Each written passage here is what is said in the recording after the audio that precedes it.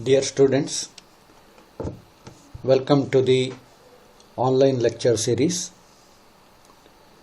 So, in this lecture series, I will go through the module 2, and this is first lecture series in the module 2. I will call it as lecture M2.1. Let us quickly go through the contents.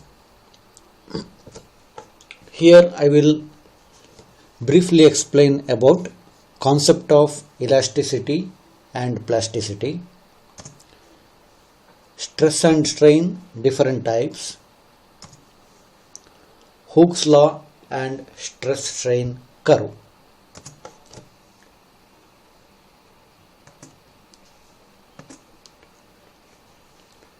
If you have any queries, you can mail to my email ID narayanamurthy@canaraengineering.in. Elasticity, and basically civil engineers and mechanical engineers must have a thorough knowledge of elastic properties of the material, and whenever they design a particular material for any practical application,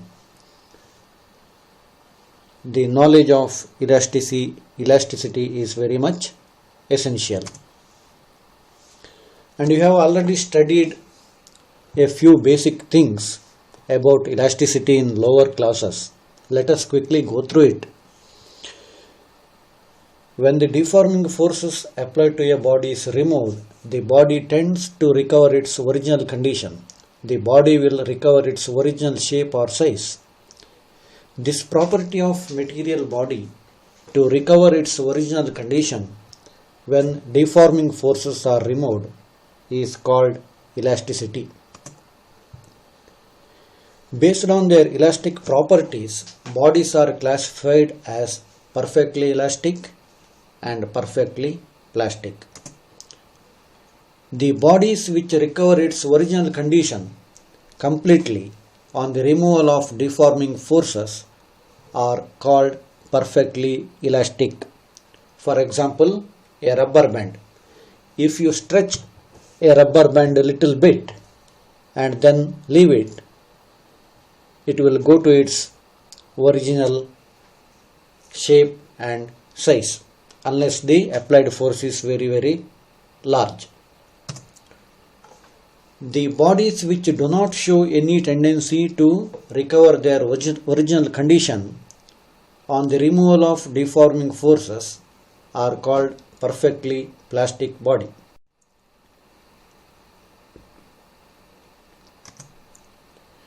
Let us define deforming force.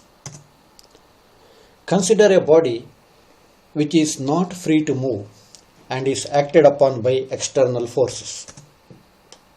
Due to the action of external forces, the body changes its shape or size, and now body is said to be deformed.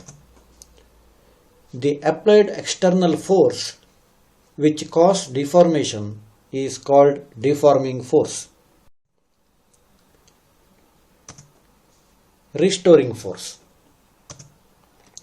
When deforming force is applied to a body, then molecules of body tend to displace from their equilibrium position. As a result of this, a reaction force is developed within the body which tries to bring the molecule to its equilibrium position. This reaction force which is developed in the body is called internal force or elastic force or restoring force. Basically, restoring force opposes the applied force. Next, rigid body. A rigid body can be defined as one which does not undergo any deformation under the action of various deforming forces. When forces are applied on a rigid body, the distance between any two particles of the body will remain unchanged, however large the force may be. In actual practice, no material body is perfectly rigid. For practical purposes, solid bodies which are under the influence of weak forces are taken as rigid bodies. The nearest approach to a rigid body is diamond and carborundum. Stress. The restoring force per unit area set up inside the body is called stress. The restoring force is equal in magnitude but opposite that of the applied force. Stress is given by the ratio of the applied force to the area. Unit of stress is Newton per meter square. Force is measured in Newton, area is measured in meter square, and since stress is the ratio of force to area, unit becomes Newton per meter square. Different types of stress. First one is normal stress or longitudinal stress. It is restoring force per unit area perpendicular to the surface. If F is the force applied to a cross-sectional area denoted by small a, then longitudinal stress is equal to F divided by A. Second one is known as tangential stress or shear stress.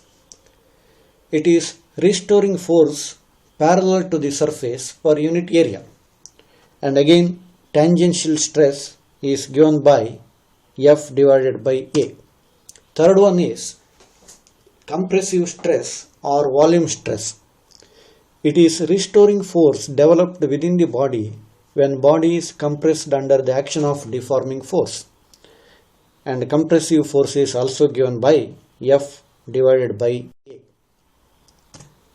Strain. Strain is a measure of changes produced in a body under the influence of deforming force.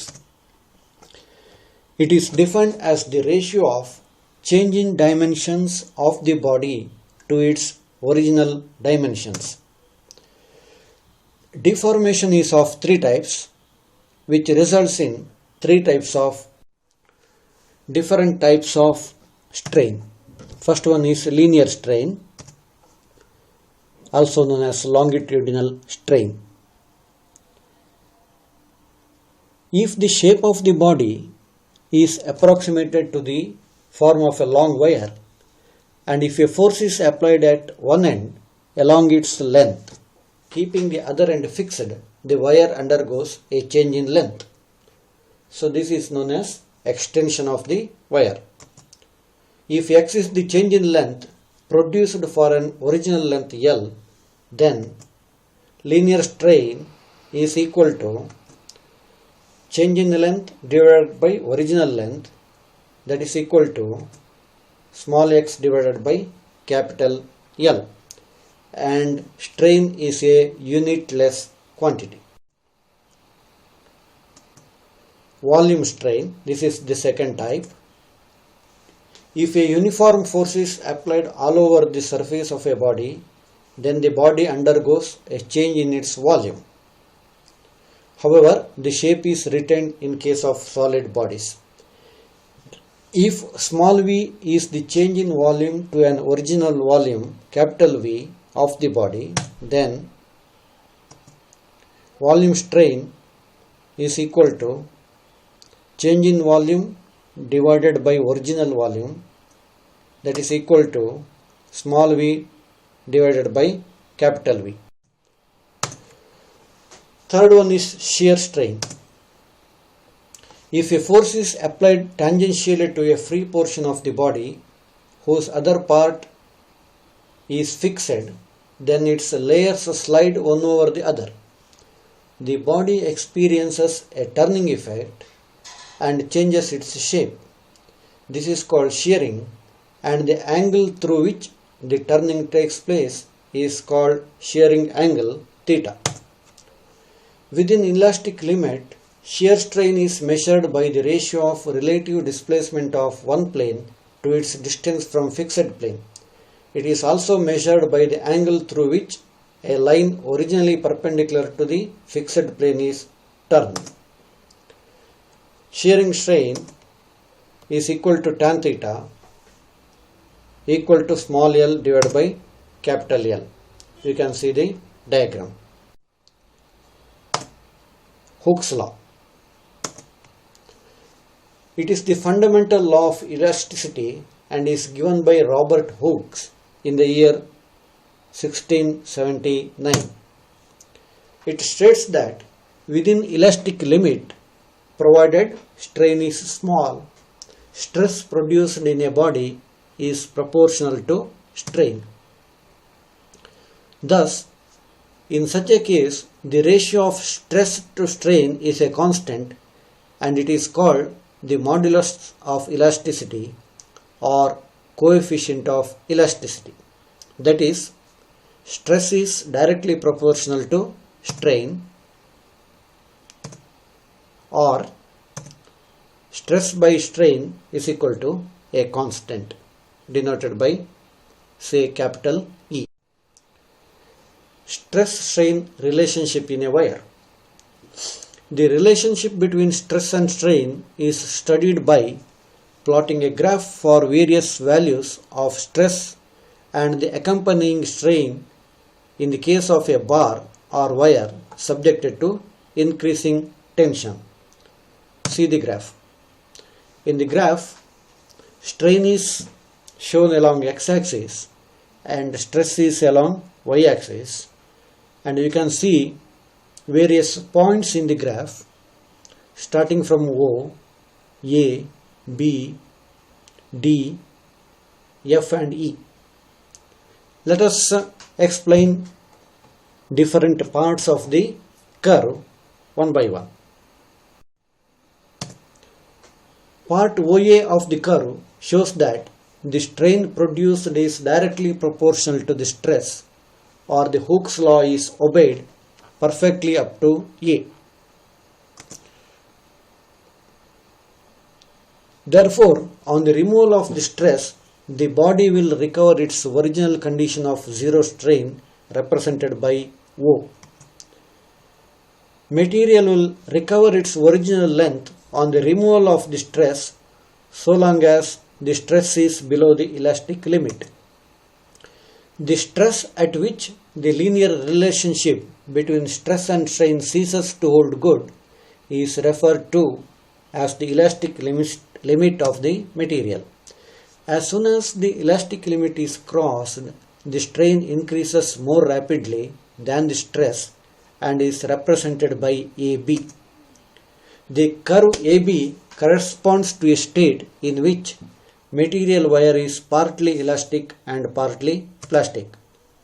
Hence, on being unloaded here, say at the point B, the wire does not come back to its original condition along AO, but takes the dotted path BC. Thus, there remains a residual strain OC in it, which is permanent set acquired by the wire.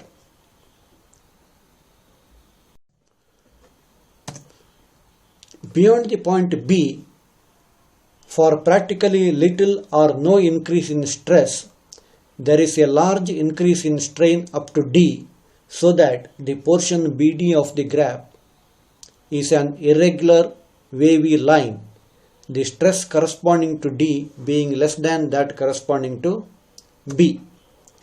This point B, where the large increase in strain commences, is called the yield point, the stress corresponding to it being known as yielding stress. The yielding ceases at D, and further extension, it becomes plastic. The extension of the wire goes on increasing beyond F without any addition of the load, even if the load is reduced a little and wire behaves as though it were literally flowing down. The load is